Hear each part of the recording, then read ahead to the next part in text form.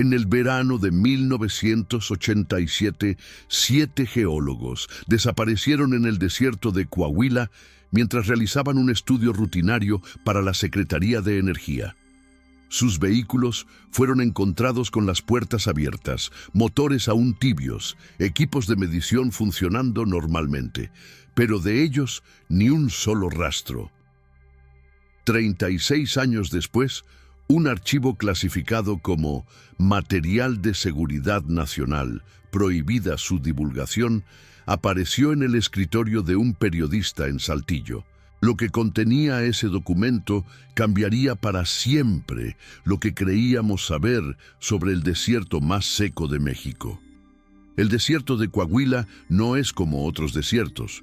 No tiene la majestuosidad del Sahara ni la belleza cinematográfica de los paisajes del oeste americano. Es un territorio hostil, silencioso, donde el sol convierte la arena en brasas y el horizonte tiembla bajo olas de calor que distorsionan la realidad. Los lugareños hablan con respeto temeroso de las zonas muertas, extensiones donde ni los coyotes se aventuran, donde los pájaros cambian de rumbo antes de cruzar, como si un instinto antiguo les advirtiera de algo que el hombre ya olvidó. La expedición de 1987 estaba compuesta por profesionales experimentados. El doctor Héctor Villanueva, geólogo de 52 años con 3 décadas de experiencia en terrenos difíciles, lideraba el equipo.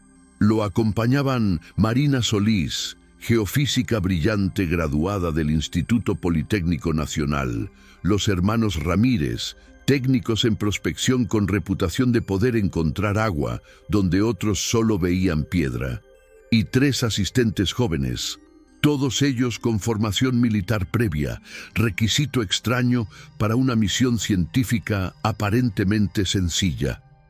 El objetivo oficial era mapear depósitos minerales en una zona de aproximadamente 200 kilómetros cuadrados al norte de 4 ciénegas. El objetivo real, según el archivo prohibido, era verificar anomalías electromagnéticas detectadas por satélites militares estadounidenses durante ejercicios de la Guerra Fría. Si te interesa descubrir qué contenía realmente ese archivo y por qué el gobierno mexicano lo mantuvo oculto durante más de 3 décadas, quédate con nosotros. Esto apenas comienza, y lo que encontrarás aquí no lo verás en ningún documental oficial. Suscríbete a Ecos del Silencio, porque si logramos acceder a más documentos relacionados con este caso, los compartiremos primero aquí. La mañana del 14 de junio de 1987 amaneció como cualquier otra en la región.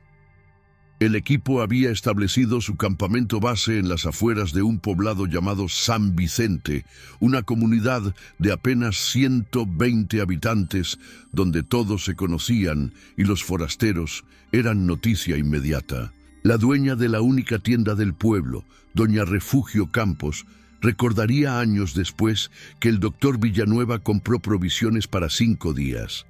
Agua embotellada, comida enlatada, pilas para linternas. Le llamó la atención que también comprara 3 mapas topográficos de la misma zona, como si uno no fuera suficiente, como si planeara comparar algo. Los vehículos partieron al amanecer. 2 camionetas Toyota Land Cruiser blancas, equipadas con radios de largo alcance, sistemas de navegación por coordenadas y, según testigos, algo más. Contenedores metálicos sellados que fueron cargados antes del alba por hombres que no pertenecían al equipo científico. El encargado de la gasolinera, Martín Ochoa, notó que estos hombres vestían de civil, pero se movían con precisión militar.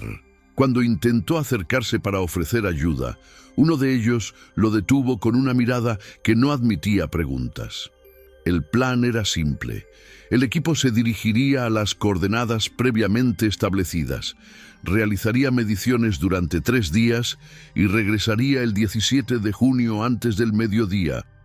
Villanueva reportaría cada 12 horas por radio a la oficina regional en Monclova. El primer reporte llegó puntual a las 18:00 horas del día 14. Posición confirmada. Iniciando mediciones en cuadrante alfa. Sin novedades. Su voz sonaba profesional, casi aburrida. El segundo reporte, programado para las 06:00 del día 15, nunca llegó. A las 08:00 horas, la oficina regional intentó contactarlos. Silencio. A las 10:00, alertaron a las autoridades estatales. A las 14:00, un helicóptero de la Secretaría de la Defensa Nacional sobrevoló la zona. Lo que encontraron desafió toda explicación lógica. Las dos camionetas estaban estacionadas en formación paralela perfecta, separadas exactamente por 3 metros. Las puertas del conductor de ambos vehículos estaban abiertas. Los motores, apagados, pero aún tibios al tacto. Sobre el capó de una de ellas, una taza de café humeante, como si alguien acabara de dejarla ahí segundos antes de que el helicóptero llegara. Pero lo más perturbador no era lo que estaba presente, sino lo que faltaba. No había huellas de pisadas alejándose de los vehículos. Ninguna. El terreno arenoso debería haber registrado cada paso, cada movimiento, pero alrededor de las camionetas el desierto estaba impoluto, como si 7 personas hubieran sido levantadas verticalmente hacia el cielo sin tocar el suelo. Los equipos de medición funcionaban normalmente, grabando datos que después serían clasificados. Las mochilas personales estaban dentro de los vehículos. Las billeteras, documentos de identidad, fotografías familiares, todo permanecía intacto. Encontraron incluso el diario de campo del doctor Villanueva, abierto en una página fechada 15 de junio, 05:47 horas. La última anotación decía: la lectura no puede ser correcta. Voy a verificar con Marina.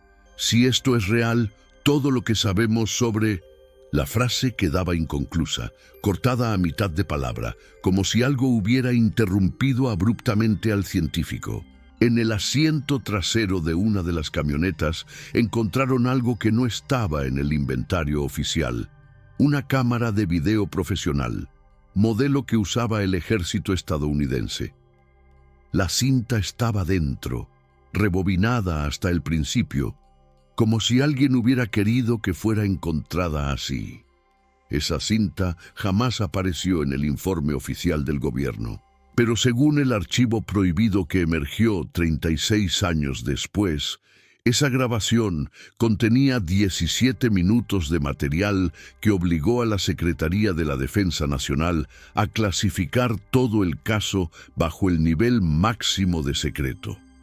La búsqueda oficial duró 11 días. 120 efectivos del ejército, 50 elementos de protección civil, perros entrenados en rastreo, 3 helicópteros y tecnología de detección térmica fueron desplegados en un radio de 50 kilómetros desde el punto donde las camionetas fueron encontradas.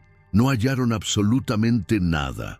Ni ropa, ni huesos, ni señales de violencia, ni evidencia de que 7 seres humanos hubieran caminado, corrido o sido arrastrados por ese desierto.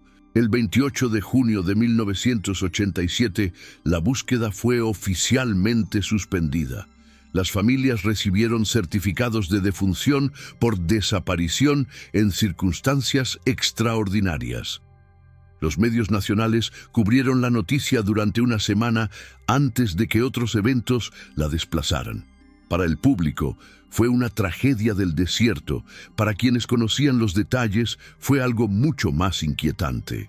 El comandante Esteban Mora, quien dirigió las operaciones de búsqueda, renunció a su cargo 6 meses después del incidente. En entrevistas posteriores, siempre evitaba hablar del caso Coahuila. Pero en 2003, diagnosticado con cáncer terminal, concedió una conversación extraoficial a un investigador independiente. Sus palabras fueron grabadas. «Encontramos cosas que no puedo describir», dijo con voz quebrada. El tercer día de búsqueda, hallamos un área de aproximadamente 100 metros de diámetro donde todos nuestros instrumentos electrónicos fallaban simultáneamente. Brújulas girando sin control, radios emitiendo estática, relojes deteniéndose. Uno de mis hombres entró a esa zona y salió vomitando, diciendo que sentía como si 1000 agujas le atravesaran el cuerpo. Le ordenamos que no volviera a entrar. Al día siguiente, esa área había desaparecido. Todo funcionaba normalmente, como si nunca hubiera existido. Las familias de los desaparecidos nunca aceptaron la versión oficial. La esposa del doctor Villanueva, Elena, formó un grupo de presión que durante años exigió respuestas. Contrató investigadores privados, presentó demandas, organizó marchas. En 1992, 5 años después de la desaparición, recibió una llamada anónima a las 3 de la madrugada. Una voz masculina, distorsionada electrónicamente, le dijo: «Deje de buscar. Lo que le pasó a su esposo es asunto de seguridad nacional. Está poniendo en riesgo a sus hijos». 2 días después, su casa fue asaltada. No robaron joyas ni dinero, solo se llevaron todas las fotografías, documentos y correspondencia relacionada con Héctor Villanueva. Elena dejó de hacer preguntas públicas, pero nunca dejó de buscar. Marina Solís, la geofísica del equipo, dejó atrás a una hija de 4 años. Valentina creció sin su madre, criada por sus abuelos en Monterrey, con la foto de una mujer sonriente que nunca conoció realmente. Valentina se convirtió en abogada especializada en derechos humanos y transparencia gubernamental. En 2018, utilizando la Ley Federal de Transparencia, solicitó acceso a todos los documentos relacionados con la desaparición de 1987. La respuesta fue una negativa rotunda. Material clasificado por razones de seguridad nacional. Solicitud denegada. Valentina apeló. Perdió. Volvió a apelar. Perdió nuevamente. Pero no se rindió. Mientras tanto, en San Vicente, el pueblo donde el equipo compró sus últimas provisiones, comenzaron a circular historias extrañas. Los habitantes reportaban luces en el desierto, siempre en la misma zona donde desaparecieron los geólogos. No eran luces de vehículos ni de campamentos, eran esferas luminosas que se movían en patrones geométricos perfectos, apareciendo siempre entre las 2 y las 4 de la madrugada. Duraban entre 15 y 20 minutos antes de desvanecerse. Algunos lugareños intentaron acercarse. Ninguno llegó más cerca de 2 kilómetros antes de sentir una presión insoportable en el pecho y un zumbido agudo que les perforaba los tímpanos. En 1995, un pastor de cabras llamado Fermín Aguirre encontró algo. Estaba buscando 3 animales que se habían extraviado cuando vio un destello metálico entre las rocas. Era una placa de identificación militar, de las que usaba el personal del ejército. El nombre grabado decía Capitán Jorge Medina Santos. Ese nombre no aparecía en ninguna lista oficial de los desaparecidos. Fermín llevó la placa al cuartel militar más cercano. 3 oficiales llegaron esa misma tarde, confiscaron la placa sin dar explicaciones y le advirtieron que olvidara lo que había visto. Fermín nunca volvió a pastorear en esa zona. Los años pasaron y el caso se convirtió en leyenda local. Los jóvenes de la región lo usaban como historia de terror en fogatas nocturnas. Los viejos lo mencionaban como advertencia. No vayan al desierto de noche. Ahí se perdieron los científicos y nunca volvieron. Pero para las familias, el dolor permanecía fresco. Cada aniversario era un recordatorio de que sus seres queridos habían sido borrados no solo de la tierra, sino de la historia oficial, como si nunca hubieran existido. En 2019, Valentina Solís, la hija de Marina, recibió un sobre Manila sin remitente en su oficina de Monterrey. Dentro había una memoria USB y una nota escrita a mano que decía: «Tu madre merece que sepas la verdad. Esto es todo lo que pude conseguir. Quémalo después de verlo. La USB contenía copias escaneadas de documentos con membrete de la Secretaría de la Defensa Nacional, clasificados como alto secreto, ojos únicamente. El archivo principal llevaba por título Incidente Coahuila 1987, Zona de Exclusión Delta 7, Protocolo de Contención y Supresión de Información. Valentina pasó 3 días leyendo cada página, cada informe, cada testimonio censurado. Lo que descubrió la dejó sin aliento. Según los documentos, la expedición de 1987 no era una simple misión geológica. Era una operación conjunta entre el gobierno mexicano y una agencia estadounidense no identificada, cuyo objetivo era investigar anomalías gravitacionales y electromagnéticas inconsistentes con fenómenos naturales conocidos. Las lecturas satelitales mostraban una zona donde las leyes físicas parecían comportarse de manera irregular. Brújulas apuntaban en direcciones imposibles.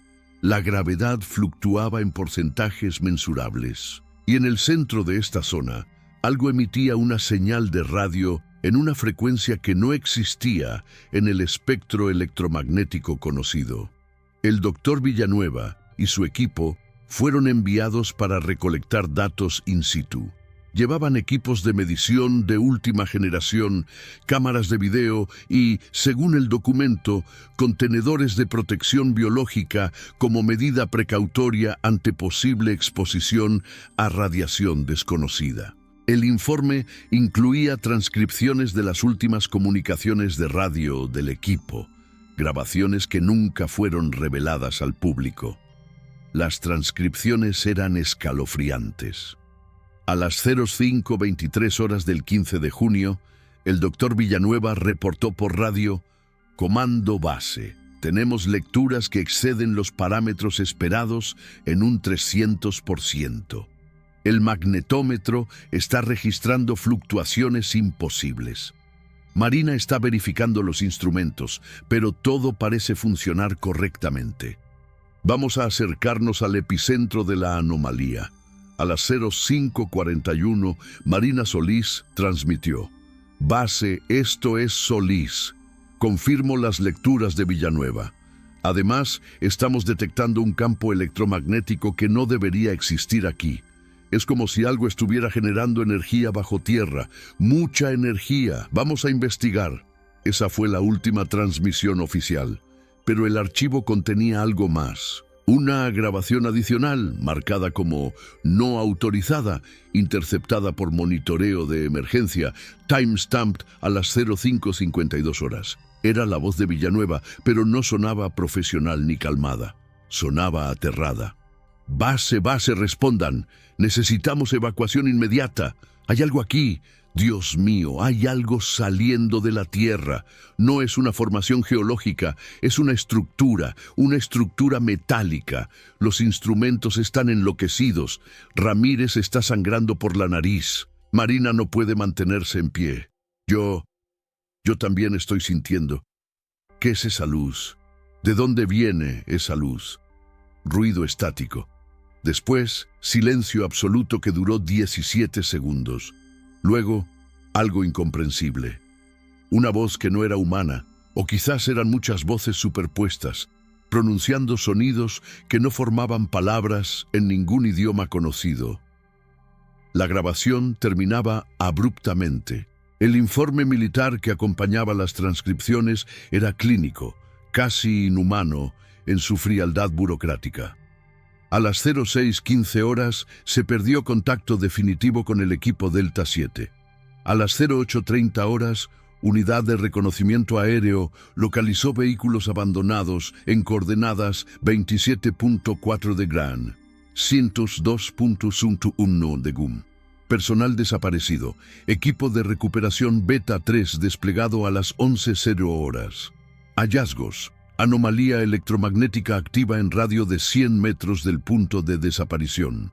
Personal de Beta 3 experimentó náuseas severas, desorientación y hemorragias nasales al aproximarse.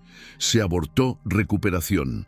A las 18:00 horas, anomalía cesó espontáneamente. Recomendación: clasificar zona como exclusión Delta 7. Prohibir acceso civil y militar sin autorización nivel Omega. Pero lo más perturbador estaba en los anexos. Fotografías.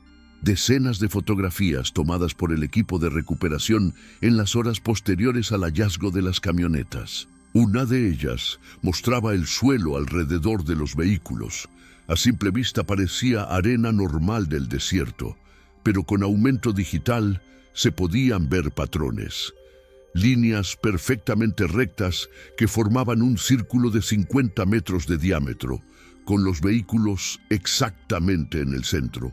Las líneas no eran naturales, parecían haber sido trazadas con precisión milimétrica. Otra fotografía mostraba el interior de una de las camionetas. En el parabrisas, desde adentro, alguien había escrito con dedo tembloroso en el polvo acumulado: "No son de aquí". El archivo incluía también reportes médicos de los miembros del equipo de recuperación.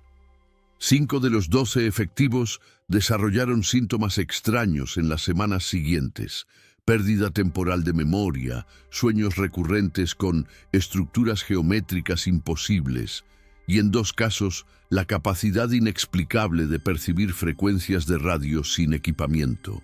Todos fueron dados de baja por razones médicas.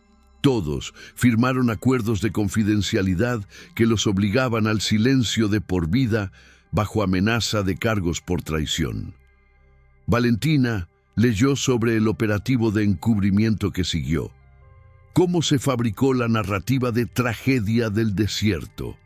Cómo se presionó a periodistas para que dejaran de investigar. Cómo se amenazó a familias.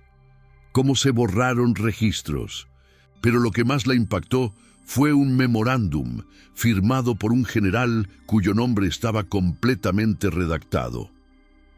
El incidente Coahuila representa un riesgo para la seguridad nacional que va más allá de lo comprensible. Lo que sea que encontró el equipo Delta 7 no puede ser revelado al público, no porque genere pánico, sino porque confirmaría lo que algunos sectores del gobierno estadounidense llevan sospechando desde 1947. No estamos solos, y lo que sea que comparte este planeta con nosotros no quiere ser encontrado. Valentina intentó publicar los documentos. Contactó a periódicos, televisoras, sitios de internet especializados en filtraciones. Nadie quiso tocar la historia. Demasiado sensible, le dijeron. Podrías terminar en la cárcel, le advirtieron. O algo peor, susurraron. Frustrada pero no derrotada, decidió tomar un camino diferente. Si no podía hacer pública la información oficialmente, la haría circular de manera anónima. Creó cuentas en redes sociales, foros de internet, grupos de investigación ufológica. Comenzó a filtrar fragmentos del archivo. Nunca todo de una vez, siempre con suficiente información para intrigar, pero no para rastrear la fuente. Durante meses, los documentos circularon en los rincones oscuros de Internet. Algunos los consideraron falsos, montajes elaborados. Otros comenzaron a investigar por su cuenta. Pequeños grupos de entusiastas visitaban el desierto de Coahuila buscando la zona exacta del incidente. La mayoría no encontraba nada, pero algunos reportaban experiencias extrañas. Drones que dejaban de funcionar sin razón, brújulas que enloquecían, la sensación persistente de ser observados por algo invisible.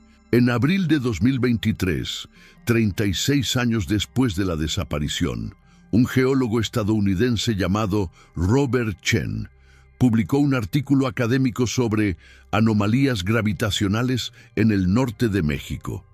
En las notas al pie, citaba mediciones satelitales que coincidían exactamente con las coordenadas del incidente de 1987. Chen no mencionaba desapariciones ni conspiraciones, solo presentaba datos científicos que confirmaban que algo inusual existía en esa región. Su artículo fue retirado de la revista científica 2 semanas después de su publicación. La editorial citó errores metodológicos no especificados. Robert Chen desapareció de los circuitos académicos. Sus colegas dijeron que había aceptado un trabajo en el sector privado. Nadie sabía para qué compañía. Fue entonces cuando Valentina decidió dar el paso final. Si no podía exponer la verdad a través de canales oficiales, se la haría llegar a alguien que pudiera. Un periodista independiente de Saltillo llamado Javier Montes, conocido por su trabajo investigando corrupción gubernamental y abusos de poder. Javier tenía reputación de no asustarse fácilmente y de proteger sus fuentes incluso bajo presión legal. Valentina le envió el archivo completo con una sola instrucción: públicalo todo o no publiques nada, el mundo merece saber. Javier Montes recibió el sobre en junio de 2023. Pasó 2 meses verificando cada documento, contactando expertos forenses en documentos gubernamentales, confirmando autenticidad de firmas y sellos oficiales. Todo era real, demasiado real. Consultó con abogados sobre las implicaciones legales de publicar material clasificado. La respuesta fue unánime: podría enfrentar cargos graves, pero Javier había dedicado su carrera al periodismo de investigación precisamente para momentos como este. Si no publicaba la verdad cuando importaba, ¿de qué servía su trabajo? El 14 de junio de 2023, exactamente 36 años después del incidente, Javier publicó un reportaje especial en su plataforma digital. El título era directo: El archivo prohibido, lo que el gobierno mexicano oculta sobre Coahuila 1987. Incluyó copias escaneadas de documentos clave, análisis forense confirmando su autenticidad, testimonios de familiares de las víctimas y el contexto completo del encubrimiento. En 12 horas, el artículo había sido compartido más de 50,000 veces. A las 24 horas, principales medios nacionales comenzaban a replicar la historia. A las 48 horas, el gobierno emitió un comunicado oficial. La Secretaría de la Defensa Nacional negó categóricamente la autenticidad de los documentos, clasificándolos como falsificaciones elaboradas con intenciones de desinformar. Amenazaron con acciones legales contra cualquiera que continuara difundiendo el material, pero el genio ya estaba fuera de la botella. Veteranos militares comenzaron a hablar off the record. Científicos jubilados admitieron haber escuchado rumores sobre el incidente. Familias de otros desaparecidos en circunstancias similares comenzaron a compartir sus propias historias, casos que nunca habían sido conectados públicamente, pero que mostraban patrones inquietantes. Lo que el archivo reveló transformó el caso Coahuila de una tragedia olvidada en un símbolo de algo mucho más grande. La pregunta ya no era qué les pasó a 7 geólogos en 1987, sino cuánto más estaba ocultando el gobierno sobre fenómenos que no podía explicar. El debate público se encendió. Programas de televisión dedicaron horas al tema. Académicos publicaron análisis. Teorías proliferaron en Internet. Algunos sostenían que el equipo había descubierto tecnología extraterrestre enterrada. Otros creían que habían sido expuestos a un experimento militar que salió mal. Los más escépticos argumentaban que todo era una elaborada operación de propaganda diseñada para distraer de problemas reales. Pero había detalles en el archivo que nadie podía explicar satisfactoriamente. La grabación de audio con las voces superpuestas que no sonaban humanas. Los patrones geométricos perfectos en el suelo del desierto. Los efectos médicos experimentados por el equipo de recuperación. Las mediciones satelitales confirmadas por fuentes independientes. Y sobre todo, la reacción desproporcionada del gobierno, gastando recursos considerables en suprimir información sobre un incidente de 3 décadas de antigüedad. Si no había nada que ocultar, ¿por qué tanto esfuerzo en el encubrimiento? Valentina Solís finalmente habló públicamente después de que el archivo fue revelado. En una conferencia de prensa emotiva, mostró fotografías de su madre Marina, habló sobre crecer sin respuestas, describió los años de lucha legal contra la opacidad gubernamental. «No busco venganza», dijo con lágrimas en los ojos. «Solo quiero que se reconozca que mi madre y sus colegas no desaparecieron porque fueron descuidados o porque tuvieron mala suerte. Desaparecieron porque se les envió a investigar algo que el gobierno sabía que era peligroso. Y cuando las cosas salieron mal, en lugar de buscarlos, en lugar de responder preguntas, eligieron el silencio y la mentira». En los meses siguientes a la publicación del archivo, grupos de ciudadanos organizaron expediciones al desierto de Coahuila. Querían ver con sus propios ojos la zona donde ocurrió el incidente. Las autoridades intentaron establecer perímetros de seguridad, citando riesgos ambientales no especificados. Pero el desierto es vasto e imposible de vigilar completamente. Algunos exploradores reportaron experiencias similares a las descritas en documentos históricos. Mal funcionamiento de equipos electrónicos, sensación de presión física, zumbidos de baja frecuencia. Otros no encontraron nada anormal. Las inconsistencias solo alimentaron más especulación. El doctor Villanueva, Marina Solís y los 5 miembros restantes del equipo nunca fueron encontrados. Sus familias finalmente obtuvieron algo que se les había negado durante décadas: reconocimiento oficial de que sus seres queridos participaron en una operación clasificada que terminó en tragedia. El gobierno estableció un fondo de compensación. Fue un gesto, pero no era lo que las familias realmente querían. Querían la verdad completa, no fragmentos filtrados. Querían saber qué fue exactamente lo que encontró el equipo en el desierto. Querían saber si sus seres queridos sufrieron, si murieron instantáneamente o si algo peor ocurrió.